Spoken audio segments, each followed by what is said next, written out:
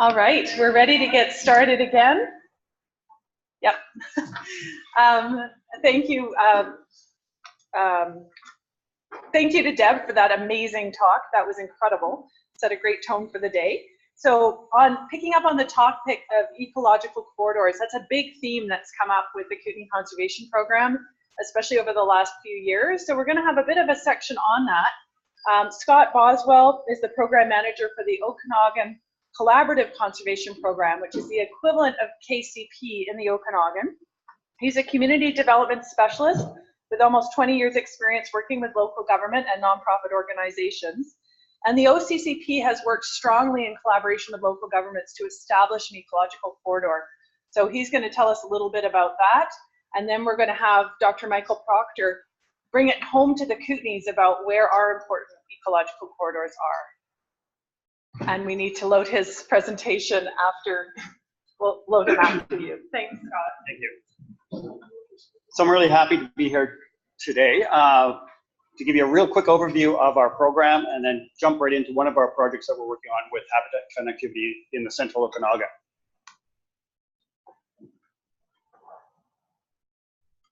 Oh, do I need to use this? Can I use the? You should be able to use the page now. Before that, you would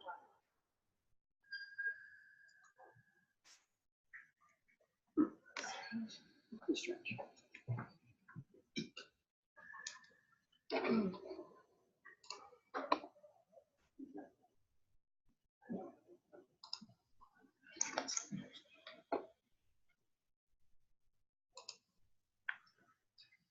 There we go. Yeah. So the Okanagan Collaborative Conservation Program is one of 5 conservation programs in the province. We work very closely with the South Okanagan Sumilkameen Conservation Program. There's other ones on the coast and one on Vancouver Island as well. We have a 40-membership partnership that includes local governments, provincial governments, and federal governments, as well as environmental NGOs, land trusts, and community organizations. We have a 12-member steering committee, and I believe we have 3 planners on our committee, as well as local government. And I should also mention, we also work with the Thompson Okanagan Tourism Association. They're our newest members. The program started in 2007, and initially was to provide environmental data and mapping for land use planning. But over the last few years, we've evolved into more facilitating projects really specifically for local governments and environmental NGOs working together to do a number of initiatives that focus on a variety of things, and I'll go over those in a second. So our mandate is similar to the KCP's. We assist in setting conservation objectives. We go to the partnership every year. We ask them what are their 3-year plans, what are they trying to do. We bring all the groups together. We try to prioritize a bit. Where are the opportunities? We help facilitate finding resources for them as well. And then we help facilitate the implementation. Do you want to hold that? Sure. And that's all I want to say about the talk. Oh, sorry. I just want to quickly acknowledge and thank our supporters and note that we receive each year money from the regional districts, City of Vernon, City of Kelowna, and we use their money to leverage other monies from the federal government. Real Estate Foundation has been a big support of our organization as well as the Vancouver Foundation and other community groups as well. So it's very key that we work with our local government partners. OCCP is guided by the Biodiversity Conservation Strategy. This document was developed a couple of years ago in partnership with 80 organizations, and all levels of government have bought into this. There's about 100 recommendations in here. A lot of them focus on what local governments can do. And from this time, I would say a lot of the policies that are in here, this document is incorporated into regional growth strategies and into a lot of the official community plans throughout the region. The strategy recommendations basically focus on creating land use policies and regulations that integrate conservation, keep building on the existing networks of parks and protected areas, conduct environmental research. We're very fortunate to have UBC Okanagan in our region. Increase public awareness. That's something we do on an annual, always, every project we work on, there's a big public awareness campaign, and something that will go on forever, I believe. and establish new methods for financing biodiversity conservation. So we're just in the initial stages of getting a conservation fund for the North Okanagan Regional District. Just received first reading. All our projects are done through what we call action teams, and that's basically where partners just identify a need, we get together, we raise the funds to do it, and once the projects are done, those teams disperse until we actually want to get involved in another project. Projects include research and planning, habitat restoration, and education and outreach. So about 3 or 4 years ago, the Regional District of Central Okanagan, UBC, through their Environmental Complex Lab and the Biodiversity Institute and OCCP, started planning for connectivity in the Central Okanagan Regional District area. The university completed a lot of computer modeling and mapping data to identify and predict animal movements for the entire region. And these are just some of the maps, some of the areas that we identified, the corridors. The ones I'll be talking about it starts down here at Okanagan Mountain Park, runs up through here, through this grassland areas, and it connects to Kalamalka Lake Provincial Park and Cougar Canyon Ecological Reserve. We've also have a 20-member working group to review the corridor, and we're ground truthing parts of the corridor. We work with the Okanagan Nation Alliance, West Bank First Nations, Province of BC through Ecosystems France, Agriculture and Range, and plus all the local planners from all the municipalities. So part of the reason we're doing habitat connectivity is because the loss of habitat and fragmentation is the greatest cause of biodiversity loss around the world and in the Okanagan and probably here as well. The topography, the large lakes, and the urban and agricultural development are limited in the species movement in the region, and restoring habitat in the future is very costly. So it's way cheaper to do conservation today than try to restore it in the future. So our vision is to have for the corridor initiative is to have an ecologically functional Okanagan landscape that supports and sustains biodiversity, maintains habitat throughout the valley and into Washington State.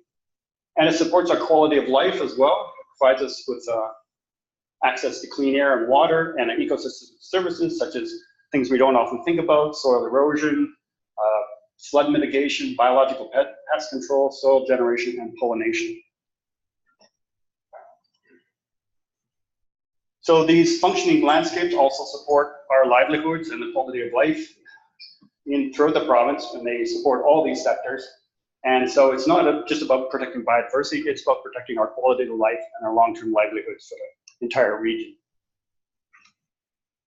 So this is just a quick, I'll just show a few slides. This has got Kalamalka Lake Provincial Park looking southeast.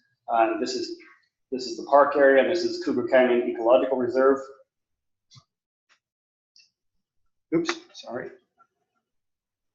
This is just north of Kelowna Airport, looking south. There's a tremendous amount of grassland habitat here, and people were asking us, what are you protecting the corridor for? Is it for mule deer? Is it for badgers? And we just say, no, it's ecological corridor that supports over 2,500 species of plants, 10,000 types of fungi, and I think there are 60,000 types of insects that live on this corridor. So if you can protect that, you can protect everything else that needs that to survive in the long term. This is Black Mountain and Highway 33 that runs up to the ski hill, just goes up this valley. So you can see the development encroaching into the grasslands there. Fortunately, through a park acquisition, we have acquired this land in a partnership agreement with West Bank First Nations. So this is managed for recreational opportunities and also for traditional hunting as well. The amount of development in the Okanagans, I think the last 2 years in a row, we've had 3,800 housing starts in the central Okanagan alone, about $1 billion going into residential development. And about a third of those housings are single family housing. So that means about 5,000 people a year are moving into the Central Okanagan Regional District. So there's tremendous growth in not just urban development, but also through vineyards and other agricultural developments that's occurring.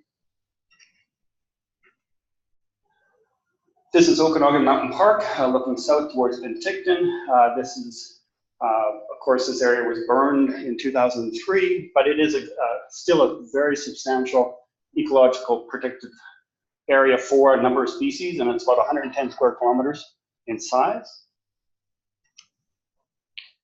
So I just want to mention, before I get into local government, that there's a number of partners that are working to protect this corridor. It's not just local governments. So if we start down here, which is Okanagan Mountain Park, this piece of property, or most of it, through land trust and family donation, has been secured through Central Okanagan Land Trust. West Bank First Nation is expanding their boundaries around their IRs. This is fantastic elk hunting areas. Through here, there's the Friends of Black Mountain. They're doing wetland restoration along here. The Okanagan Stewardship is doing covenants and actually just a public awareness throughout the entire region. And we're working with a number of farmers along here doing environmental farm plans, so protecting environmental areas through funding through the province. And Mission Creek that Deb had mentioned is another secondary corridor that links into, provides movement all the way down to the lakes. The riparian area setback on this is a minimum of 50 meters, but most of the area is about 100 to 150 meters setback from that.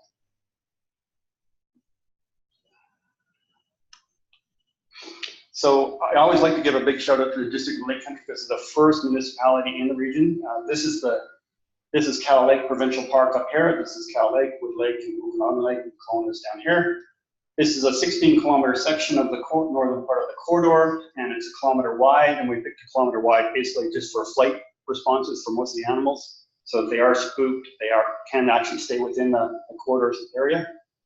So we've been presenting and working with the District of Lake Country and their staff for a couple of years, showing the importance of this, trying to figure out where this line should be, or area should be drawn. We help them develop environmental development permit areas and guidelines. So we have pretty specific guidelines as well. There's about 25 of them. And they include things like you can't put up fencing that impedes wildlife. And if you do put a road structure in there, it has to have a wildlife crossing on it. They're trying to basically prohibit any further development along this corridor. And fortunately for us, it's kind of status quo in the Okanagan. This whole corridor is status quo. So if they just maintain what's happening now, the animals can move through there, and I think that's where we're in a fortunate spot. We're not saying you can't, stop doing what you're doing there. We're just saying keep doing what you're doing there, and it'll allow it in the future. So the park acquisition for biodiversity, a lot of park acquisition in the area has always been about recreation, so we want to really start focusing on hitting some of the key wetland spots along here and ephemeral wetland spots. Increasing riparian setbacks, so we've been having this discussion with the district as well as with the regional district to talk about, let's talk about minimum 50-meter setbacks for riparian areas. Tree removal bylaw, there's a lot of moonscaping going on in the Okanagan, and I think most elected officials don't like to see it, not the residents. And so I know that they are implementing a tree removal bylaw. Of course, conservation covenants through stewardship groups, and just down below here it actually says ecological gifts, but once again, those are tax incentives. But I think these are more of the key areas that local governments are having a great impact on this. So about outreach, what do? We have been working with the University of British Columbia. We produce pamphlets that we bring them out to community events. We distribute them to local governments. We produced a substantial case study on the importance of connectivity and what we can do in the region. And we continuously go to the community to make sure that they realize why it's important to maintain connectivity and what we're trying to achieve for our long-term goals. So on the bigger picture, here's our corridor section runs from here to there. We are working with Conservation Northwest, looking at a highway crossing, probably an overpass over Highway 33 here with them. We're also working with our partners in the South Okanagan. Penticton is opening up its OCCP for review, and we're looking at a corridor coming down here. The new national park that's being proposed is down in this area, and they want to ensure connectivity on all directions here. And so we are working with our partners, basically making sure that the animals can move all the way from into Washington State due to climate change and continue up there. Once they're up here, there's actually a number of dispersal areas that they can go. There is still more work needed in a bit broader context as well. So we will be, next year, we're gearing up to ensure that the new 2 OCPs for the regional districts that are coming up in 2020, we're already in discussions with them. We've provided the mapping. They seem to all on board. They just said, you know, as soon as we start this process, we'll put the maps and the corridor into it. And the other 2, as I kind of mentioned as well. So that's kind of where we're at today, and I'm certainly willing to take some questions. Thanks. What's the question about? How are you engaging the farmers in the environment?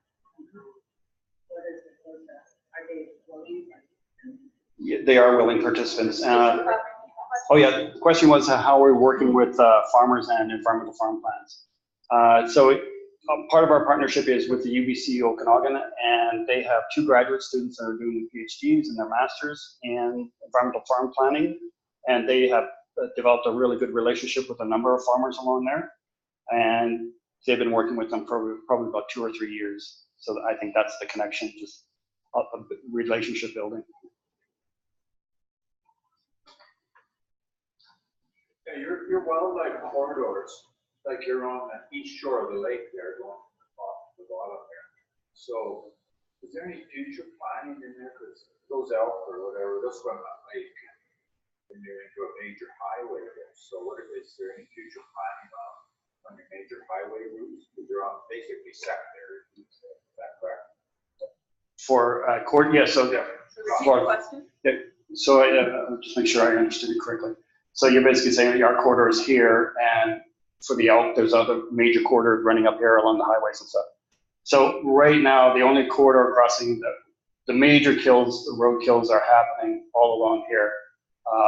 Per kilometer, it's hundreds a year, deer, badgers, everything you can think of. And then when you get up higher, there's moose and elk that are destroyed up here. So we are working, trying to figure out where the first spot is going to be. It's probably going to be for the low elevation animals. And then we'll probably continue to work in the future for higher elevation as well. Why I bring it up is Highway 3 corridor through the Elk Valley and towards Cranbrook. That highway is basically a draw now. And for any wildlife crossings, over 1,600 hits on that highway every year. So we're dealing with the same problem, but we don't have a lake to help disperse that. So it's a huge problem. Yeah. We'll probably be contacted. Yeah, and I would say it's not just highways; it's every single road you build. Like certainly the network of forestry roads in here destroy wildlife on a regular basis as well. Wayne and then Tom. Well, you want to move the mic again?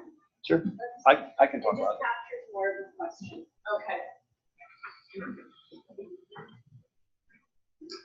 I guess one of the roles I serve in Ottawa is I'm a national parks critic slash advocate, because I'm an advocate for the national park. I meet with Minister McKenna about 3 or 4 times a year to talk about parks across the country. I'm meeting with her next week. In theory, any message you'd like me to take back on the South Okanagan National Park proposal? Certainly, I'd like to.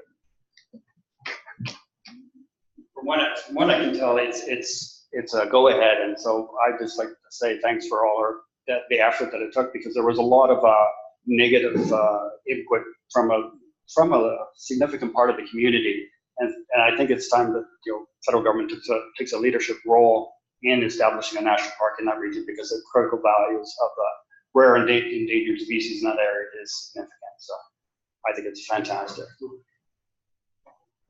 Oops. Sorry. Tom had a question as well. Hello, I don't know. Well, I'll ask a question. Sorry. Tree removal bylaws and fire smarting properties, how do those interface? So fortunately, with all the fire suppression that's been going on in the Okanagan Valley, the mule deer population has been going down, because they like the open grassland area, and so with the infilling of forests, cougars can hide a lot easier. And so their numbers have been declining. So BC Wildlife Federation has been doing a lot of research on that. So we are working with fire smart people to ensure we want to have more burning in the valley, more clearing in the Ponderosa Pine area. Was there another part of that question? No. Oh, there's an online question. This is from Adam Casemore. You briefly touched on gifts regarding the federal tax incentives. Can you elaborate more on what they are and who it helps and how? Got the land trusts here too. Yeah, so I have not worked directly with the Ecological Trust, but basically it's a tax incentive from the federal government. If you donate your land, you can actually receive charitable donation back. But for the details, you're probably better if you contacted your local land trust, I'm sure. Or the CRA, actually. Sorry. I think we'll leave questions at that because we may have questions for you and Michael together. But thank you so much, Scott, for coming all this way through this snowstorm.